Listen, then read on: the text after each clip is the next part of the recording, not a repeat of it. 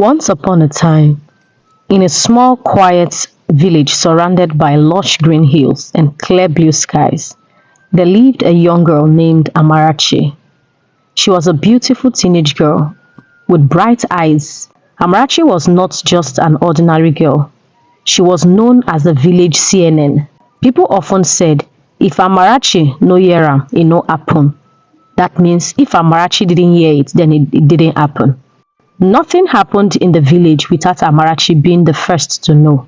From stolen goats to who quarreled with whom, Amarachi had all the details. She was nosy, curious, and loved gossip like a fish loved water. Despite her sharp tongue, Amarachi was very helpful. She fetched water for the elderly, washed clothes for neighbors, and ran errands for them. People liked her, but they often said, Amarachi, mind your business. Your mouth will land you in trouble one day. Amarachi would always laugh it off. This world go dey boring if I no talk, meaning the world will be boring if I don't talk. Who is going to give you news? She would say, brushing off the warnings. One day, Amarachi's friend came to her excitedly. Amara, do you know Ekene? He just got his visa to travel abroad. Her friend whispered, please, promise me you won't tell anyone. Amarachi nodded, her lips quivering, as though itching to speak. I promise I won't talk, she said. But that same evening, she gathered a few friends under the mango tree. Guess what?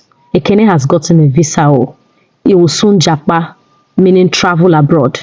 By the next morning, the news had spread like wildfire. Ekene was angry. Amarachi, why can't you just keep quiet? He shouted. Many villagers started avoiding her.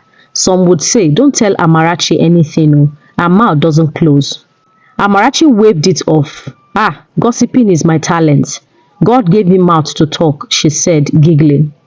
One hot afternoon, Amarachi was walking by the river when she saw two teenage lovers tickling and kissing under a tree. Amarachi quickly hid herself behind a bush and watched everything. I must tell my friends this gist, she said to herself, smiling mischievously. The next day, the whole village knew. The teenagers were embarrassed and scolded by their parents. People warned Amarachi again. Stay out of people's matter. Amarachi didn't stop. One fateful day, Amarachi overheard two women talking about a girl who was pregnant but unsure of who the father was. Since she doesn't know the real father, she should give it to that rich man, one woman advised the other. Amarachi didn't waste time. That same evening, she told everyone what she heard. When the pregnant girl heard the rumor, she became the talk of the village. People mocked and pointed fingers at her. The shame was too much, and the next morning, the girl was found dead, hanging from the tree behind her house. Amarachi was shocked. Her heart raced and tears fell from her eyes as she whispered, if only I had kept my mouth shut. But Amarachi didn't stop there. That evening, Amarachi went on a quiet stroll to clear her troubled mind near the old baobab tree. She saw Mama Ngozi, an elderly widow, who sat alone looking sad. Mama Ngozi had lost 5 husbands mysteriously, and rumors spread that she was a witch. Mama Ngozi looked up and called, Amarachi, come here. Amarachi hesitated but walked over. Mama Ngozi's voice was soft and serious. My daughter, be careful with your mouth. A gossiping tongue can bring curses. Mind your business before it's too late. Amarachi flared up. Mama Ngozi, just hold it there. Please mind your business. You don't have a husband. You don't have any kids. Please face your own life. A witch like you wants to advise me. What do you mean? Mama Ngozi said nothing. She just sighed deeply as Amarachi stormed off.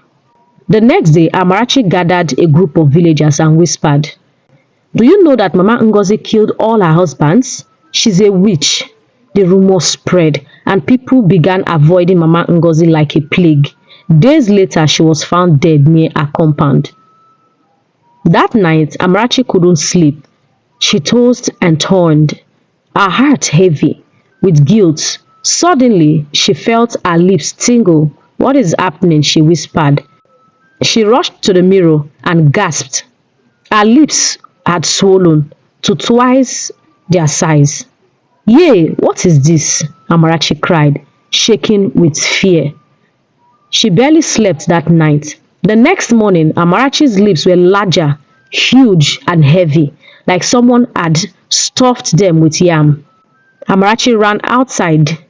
She screamed, "Somebody help me, oh!" But instead of helping her, people pointed and laughed. "See Amarachi's mouth.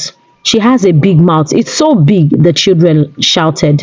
Amarachi felt ashamed and lonely. People mocked her and no one came near her. And everyone began to avoid her. She became all alone. Amarachi, desperate, decided to seek for help from a famous seer in the next village. She traveled for days under the hot sun, carrying her swollen lips and heavy heart. When she finally arrived, the seer stared at her for a long time. "Your mouth has put you in this trouble," the seer said. "Mama Ngozi's spirit cursed you because you spread lies about her." Amarachi fell to her knees, weeping. "Please help me. I will never gossip again."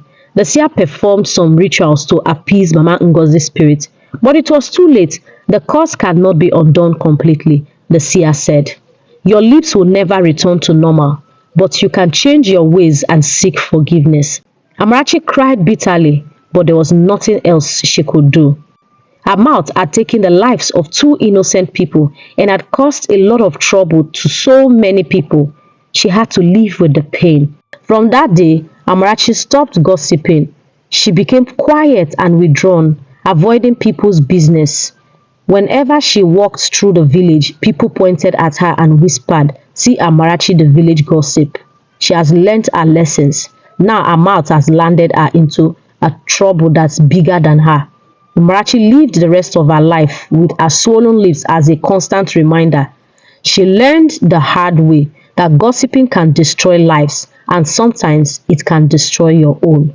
Amarachi became a lesson to many young girls in the village. Moral lessons: be careful with your words. Gossiping and spreading rumors can cause harm and bring consequences you may never recover from.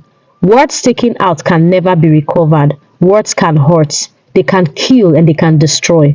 Be careful what you say. It is not everything the eyes see that the mouth says.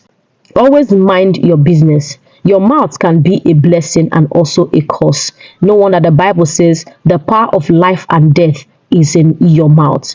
God bless you. I'll see you in my next video. Bye.